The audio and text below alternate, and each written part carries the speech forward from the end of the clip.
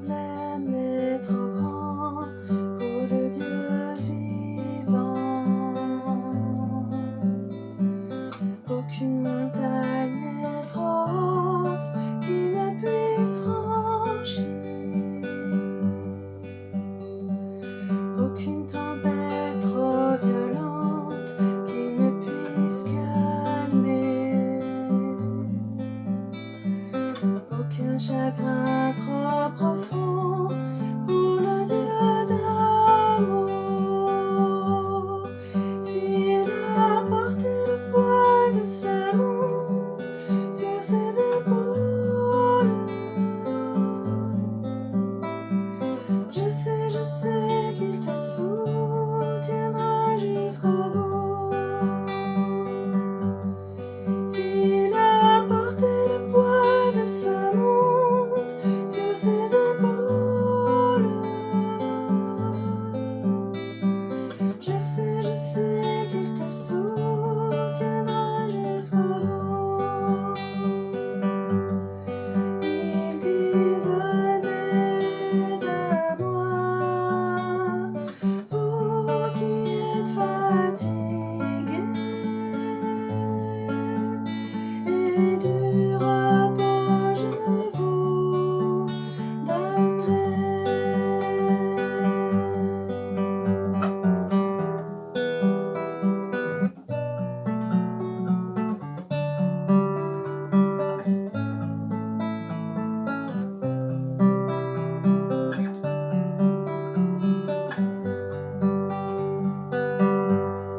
S'il a porté le poids de ce monde sur ses épaules,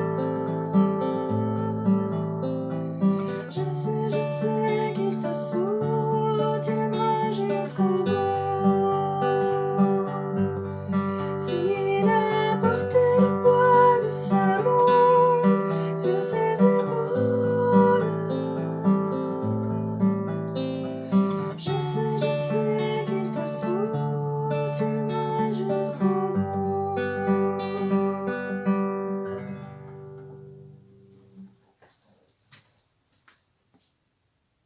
Ça vous dit quelque chose, la Pentecôte? En tout cas, la première Pentecôte, c'était canon, hein? C'était canon, c'était puissant, c'était fort. C'était fort. Alors, permettez-moi de vous lire ce qu'il en est dans le livre des Actes, chapitre 2, 1 à 4, en résumé. Donc, Acte 2, 1 à 4. Quand le jour de la Pentecôte arriva, ça c'est la Pentecôte, mais quelle Pentecôte? Il y a deux sortes de Pentecôte. Quand le jour de la Pentecôte arriva, ils étaient tous, du monde je suppose, il n'y a pas de photo, hein, mais ils étaient tous ensemble au même endroit. Tout à coup,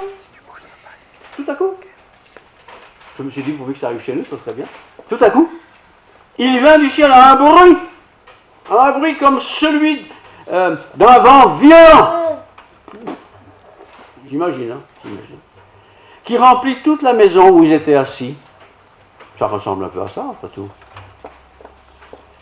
Des langues qui semblaient de feu, des langues qui semblaient comme du feu, leur apparurent aux uns et aux autres présents, séparées les unes des autres.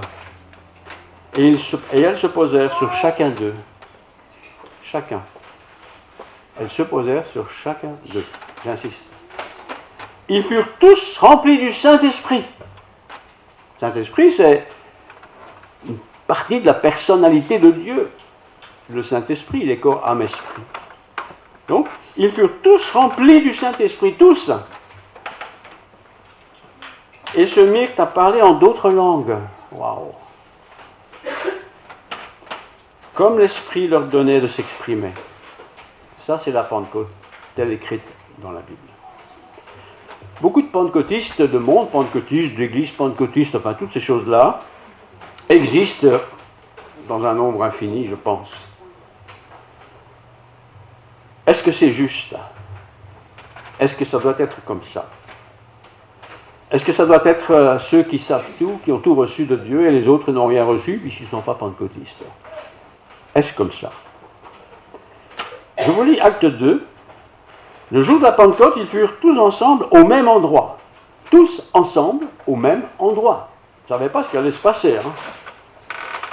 Tout à coup, il vint du ciel comme un bruit. Mais un bruit, comme celui d'un vent violent. Je l'ai dit, je le répète. Un vent violent. Il n'y en a pas, hein, il n'y en a pas. Il n'y a pas de vent aujourd'hui. Des langues, c'était pas des langues qui se baladaient, hein, c'était comme des langues qui semblaient de feu leur apparurent.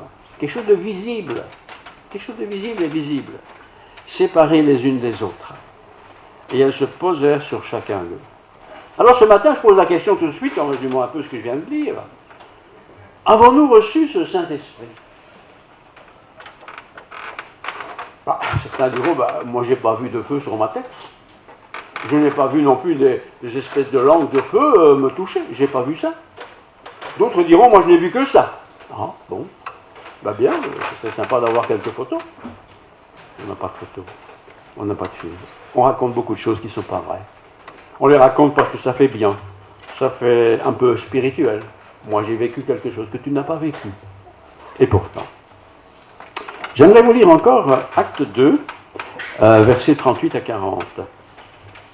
Acte 2, 38 à 40, dit ceci. Et par beaucoup d'autres paroles, il rendait témoignage et les encourageait en disant. Comment est-ce qu'ils ont été encouragés? En disant donc, sauvez-vous de cette génération perverse. Le Saint-Esprit est intervenu de la manière, vous pouvez le relire à la maison, hein, dans le livre des Actes, de la manière à ce que les gens se séparent de ce qui est mauvais. Si je suis chrétien, c'est-à-dire que j'accepte Christ et son œuvre et son sacrifice et tout ça, mais que je continue à vivre comme j'ai peut-être toujours vécu, avec un monde qui vit sans Dieu, je vais connaître des soucis. De vrais soucis d'ailleurs. Des soucis qui vont m'encourager à ne pas faire trop attention à la bondieuserie de ce pasteur ou de ce prêtre, mais de se tourner vers ce qui est bien pour beaucoup. Je continue. Ceux qui acceptèrent sa parole ce jour-là, à la Pentecôte, furent baptisés. Nous avons un service de baptême qui a eu lieu il y a peu. Baptisés. C'est-à-dire une manifestation de quelque chose qui s'est passé dans la vie, dans ma vie, dans notre vie. Ceux qui acceptèrent sa parole, les autres ne doivent pas se faire baptiser. Ça ne sert à rien de baptiser un bébé, par exemple. Ça ne sert à rien. Il n'est pas conscient de ce qui se passe. Vous pouvez toujours le présenter au Seigneur, ça c'est très bien. Mais le baptiser, ça n'a pas de sens. Ce bébé, un jour, va grandir. Il ne doit pas être pensionné pour ça. Il va grandir, il va comprendre ce que fait le Seigneur. Hein? Ceux qui acceptèrent sa parole furent donc baptisés. Et ce jour-là, le nombre des disciples augmenta d'environ 3000 personnes. Le baptême, c'est important. Mais ça ne sert à rien de baptiser les gens qui ne sont pas conscients de ce qu'ils font. Et certainement pas des bébés, qui eux, bien sûr, ne savent pas ce qu'on fait. Ils persévéraient, donc ils ont été baptisés, ils persévéraient dans l'enseignement des apôtres, c'est-à-dire dans la parole de Dieu. Ils ont eu des livres, sûrement. Ils ont assisté à des conférences à droite à gauche, comme nous faisons tous quelque part. Mais ici, se sont focalisés sur l'enseignement des apôtres, c'est-à-dire la parole de Dieu, dans la communion fraternelle, si je suis chrétien, et que mon voisin, ma voisine, devant, derrière, est chrétienne, nous sommes frères et sœurs, au même niveau. Même si nous sommes blancs ou noirs, ou grands ou petits, ça n'a pas d'importance. Donc, l'enseignement des apôtres, dans la communion fraternelle, dans la fraction du pain, ça c'est ce qu'on fait de temps en temps le dimanche, on prend le pain, on partage le pain, voilà, c'est la communion fraternelle, et on boit la coupe, c'est le souvenir du sacrifice du Christ par son sang, et il persévérait dans la fraction du pain et dans les prières. Quelle est la force de nos prières? Est-ce que nous prions d'ailleurs? Et prier, c'est pas simplement réciter une prière qu'on connaît depuis 20 ans. Prier, c'est parler avec Dieu, comme je vous parle maintenant. La crainte, mais le résultat de tout ça, et la démonstration que tout ça est vrai, c'est la crainte s'emparer de chacun. C'est pas quand je vais quand comme ça, hein, mais la crainte de mal faire, la crainte de blesser, de faire du tort au prochain, au frère, à la sœur, mais aussi, quelque part, de faire du tort à l'œuvre de Dieu. La crainte s'emparait de chacun d'eux, et, ça c'est quelque chose de bien, il se faisait beaucoup de prodiges et de signes miraculeux par l'intermédiaire des apôtres. Les anciennes traductions disent qu'il faisait beaucoup de miracles. Mais ça c'est un mot qui a un petit peu été tordu. Hein. Il y a eu des miracles sûrement, mais ils ne s'en faisaient pas tous les jours, 25 à la fois. Hein. Je relis, hein. La crainte s'emparait de chacun d'eux. Est-ce que j'ai la crainte de Dieu?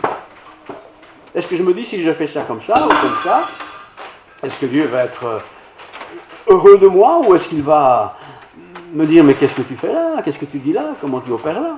Hein? Il faut se poser ces questions régulièrement. Hein? La crainte s'emparait de chacun d'eux et il se faisait beaucoup de prodiges. Ce n'est pas des miracles. Prodiges, c'est des choses exceptionnelles. Par exemple, tu es timide. Tu aimes Dieu, tu crois en Dieu, tout ça, oui, pas de problème. Mais tu as du mal à parler de Dieu avec quelqu'un d'autre. Tu te sens pas à l'aise. C'est pas que tu n'es pas un bon chrétien, tu es bon chrétien. Mais la crainte s'emparait de chacun d'eux et il se faisait. Conclusion, c'est pas la personne qui craint, c'est les conséquences de cette crainte envers Dieu. La crainte s'emparait de chacun d'eux et il se faisait beaucoup de prodiges. C'est pas moi qui cherche le prodige, hein, c'est Dieu qui fait ce prodige en moi. Et le prodige, c'est pas tout d'un coup, je fais des miracles, voilà, l'argent qui tombe du ciel, hein, c'est pas ça. Être prodigieux, c'est faire des choses qui sont extraordinaires. Aimer sa voisine qui est vraiment casse-pied comme pas deux, tout d'un coup vous êtes gentil avec elle, c'est un prodige. Non? Tu es dans un couple, vous vous chamaillez tout le temps. Et puis le Seigneur est entré dans votre vie. Tout le couple a été bouleversé. C'est pas magnifique ça? Dans une église, on ne se parle pas parce que bon, c'est des luxembourgeois et nous on est des Belges, on ne se parle pas trop. Et puis tout d'un coup, on ne se parle plus en tant que Belge ou luxembourgeois, on se parle en tant que chrétien. Mais c'est extraordinaire ça. C'est magnifique. C'est magnifique. Tous ceux qui croyaient étaient ensemble. Et ils avaient tout en commun. Tout en commun. Alors l'autre a dit, bah, tout en commun, tu me donnes ton pognon, je te donnerai bien, mais je n'en ai pas, je peux te le donner. C'est pas comme ça que ça fonctionne, hein. Il faut quand même lire attentivement. Donc, ceux qui croyaient étaient ensemble et ils avaient tout en commun. La raison pour être ensemble, c'est d'avoir les choses en commun. C'est sûr que si tu es un super jardinier qui pense qu'au jardin, et que tu viens ici le dimanche matin, et que tu parles que du jardin, on va dire, c'est peut-être pas tout à fait l'endroit pour parler du jardin, en tout cas pas pendant le culte. Hein. Mais on peut venir quand même ensemble pour parler des choses qui nous intéressent les uns et les autres. Mais quand même, ce qui suit est assez intéressant. Ils vendaient leurs propriétés et leurs biens. On dégage tout ça. Et ils ont partagé le produit, donc le bénéfice, j'imagine, entre tous. Ça, c'est dur. Vendre un bien et de partager une partie de ce bien avec d'autres, c'est pas facile. C'est pas facile. Chaque jour, avec persévérance, donc il persévère, il se retrouvait d'un commun accord au temple. C'est pas au temple, à Pâques, ou à Noël, ou une fois de temps en temps, à une occasion spéciale. Ils étaient chaque jour. Bien sûr, ils n'habitaient pas à 50 km de là, mais il ne fallait pas faire 50 km, c'était tout près. On voit d'autres chrétiens. Et ce matin, je peux que vous encourager à avoir des amis chrétiens. Pas que chrétiens, mais des amis chrétiens. Et si on a des amis chrétiens, c'est pas pour faire le jardinage, je suppose, hein, c'est pour parler des choses de Dieu, tout simplement. Tiens, j'ai eu ça comme expérience, et toi, tu as eu quoi? Comment ça s'est passé? Voilà. Donc, ils se retrouvaient d'un commun accord, on est bien d'accord là-dessus, au temple, ils rompaient le pain dans les maisons et prenaient leur nourriture avec joie et simplicité de cœur. Rien de compliqué. Dans les églises, c'est compliqué, vous n'osez même pas entrer de peur de salir l'entrée de la... Non, simplicité. On n'a pas besoin des bancs luxueux, on n'a pas besoin des lumières qui bougent tout le temps, on n'a pas besoin de tout ça. On n'a pas besoin de tout ça. Il louait Dieu, par contre. Il louait Dieu. Louer, c'est dire du bien. Alors vous allez me dire, oui, je loue Dieu, je ne dis rien de mal de Dieu, bien sûr, mais quand tu vois ton voisin, ta voisine, ton frère, ta soeur, et tu le loues, tu dis, c'est magnifique ce que tu as dit, c'est magnifique ce que tu es. Tu as une un beau visage, tu es sympa. Louez-le, votre frère. N'allez pas l'accuser, ou votre soeur, n'allez pas les accuser. Non, pas besoin de ça. Le monde fait ça très bien, mais pas nous chrétiens. Il louait Dieu, il y avait la faveur de tout le peuple. Le peuple voit les chrétiens qui aiment leur prochain. Il le voit. Comment vous faites, vous? Comment vous faites pour ne pas vous énerver? Comment vous faites pour ne pas vous fâcher? Comment vous faites, etc.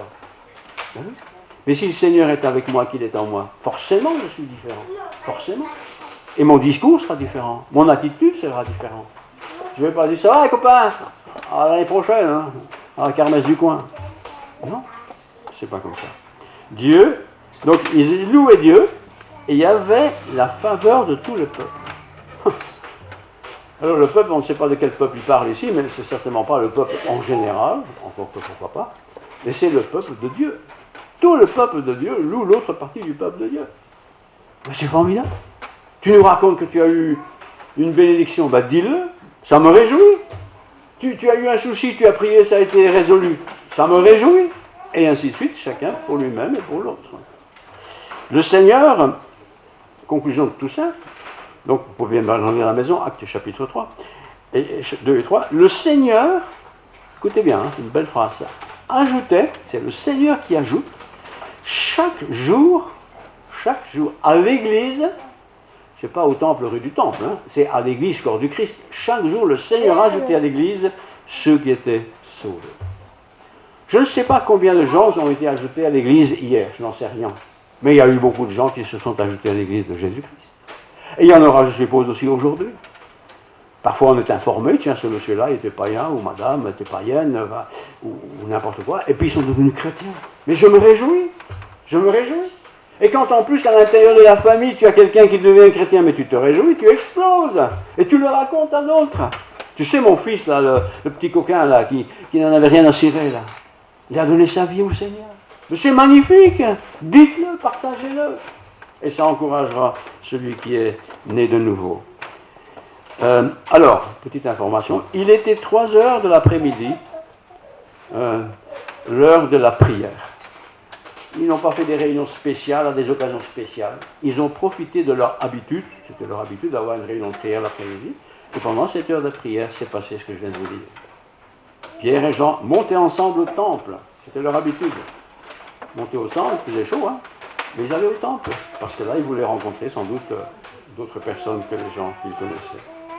Or, situation, et je termine avec ça, on amenait un homme boiteux, de l'aisance, handicapé, quoi. Moi, j'ai déjà remarqué que quand il y a un handicapé qui rentre, je ne parle pas de l'handicapé qui a une oreille un peu plus longue que l'autre, hein, mais l'handicapé qui est un peu bizarre, qu'est-ce qu'on fait? On le regarde, hein. Et s'il met un quart d'heure pour s'asseoir, on ne voit pas de temps. Or, on a mené un homme boiteux de naissance. C'est terrible. Qu'on a installé tous les jours à la porte du temple. On l'a installé à la porte du temple, dehors du temple. Pas dedans, dehors. À la porte du temple, appelé la belle pour qu'il demande l'aumône. Par ici la monnaie. On aime faire ça dans la société. Moi, non merci. L'État est là pour ça. C'est à eux de s'occuper de ça. Est-ce que c'est vrai? Voyant Pierre et Jean sur le point d'y entrer, on peut les rappeler. Voilà. Voyant Pierre et Jean sur le point d'y entrer, cet homme leur demanda l'aumône. Ah oui, il n'a pas d'argent. Il demande l'aumône, c'est normal. Pierre et Jean vont au temple. Ils sont des bons croyants. Ils vont certainement faire quelque chose. Pierre, l'apôtre, accompagné de Jean, l'autre apôtre, fixa les yeux sur lui. Et dit, qu'est-ce qu'il dit? Regarde-nous. Bon, regarde-nous. Oui, t'es bien habillé, t'as une belle cravate, t'as une belle coiffure. Ça va. Mais tout le monde n'a pas une belle cravate et une belle coiffure. D'autres sont peut-être sales, ils sont peut-être mauvais, ils ont peut-être des difficultés. Pierre, accompagnant Jean, fixa les yeux sur lui et dit, regarde-nous. Il les regardait attentivement, s'attendant, pourquoi? Voilà la raison pourquoi il regarde, à recevoir d'eux quelque chose.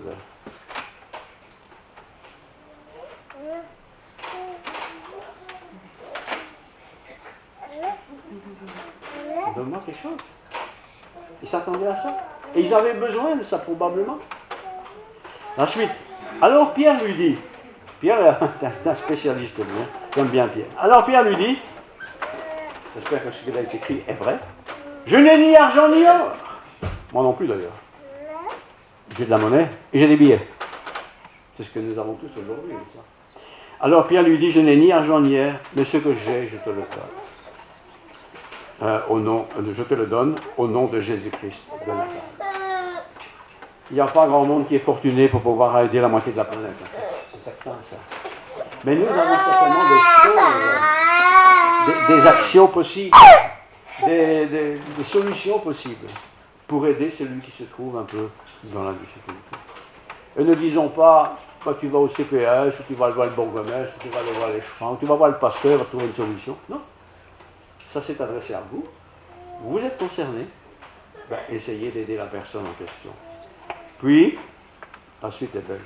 Puis, il l'a pris par la main droite et le fit lever. Il est handicapé, hein. Il a discuté, il a parlé, il prend sa main, il le lève. Et la suite, ses pieds, incroyable ça, et ses chevilles, il est handicapé, hein, s'affermirent. Immédiatement. Tout a changé maintenant, pendant 10 ans, hein. Maintenant, tout de suite. Et ses pieds s'affermirent immédiatement. D'un bond, il fut debout et se mit à marcher. Ça, c'est un miracle dont on ne peut pas dire que c'était bidon. Aider des gens qui se font aider parce qu'ils aiment bien être aidés et qui ne sont jamais reconnaissants, faites attention.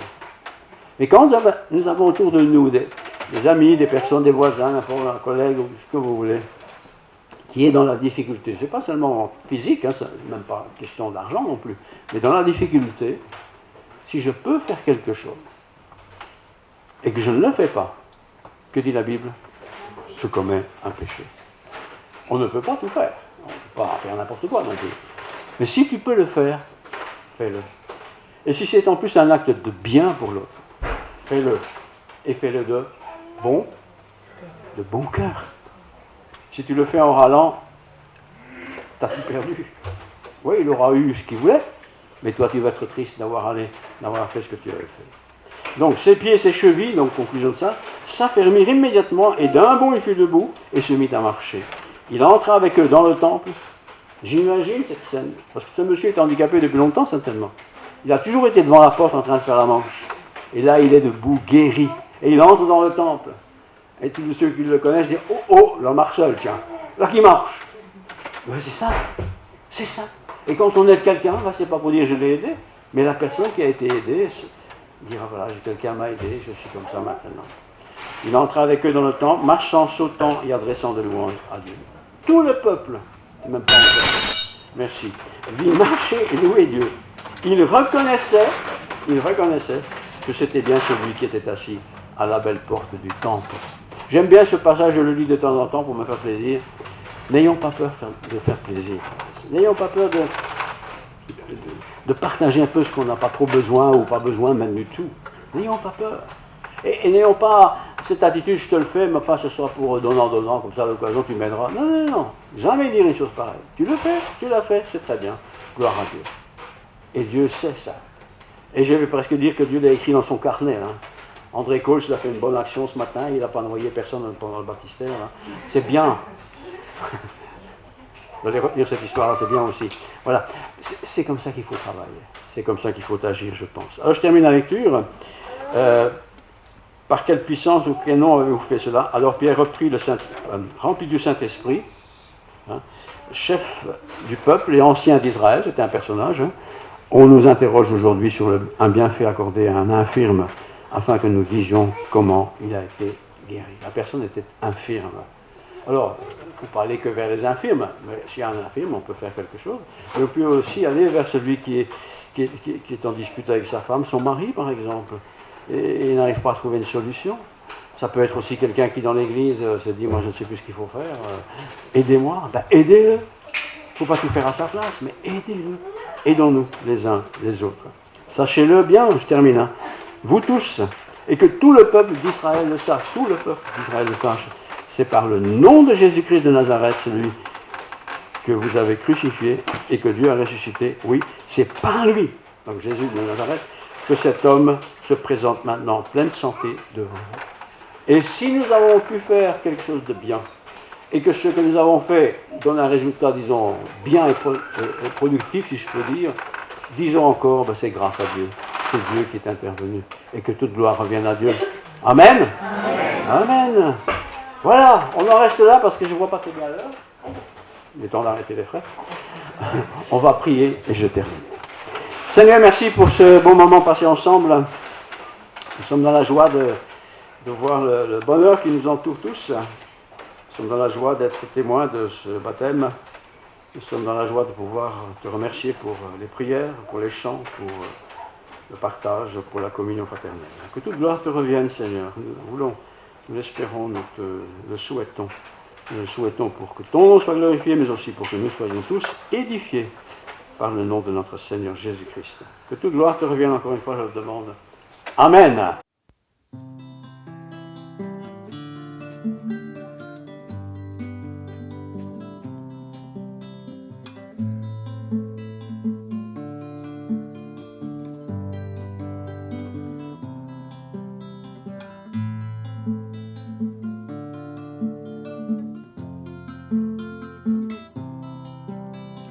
Qui donc dans le ciel est semblable à toi, qui est puissant comme toi,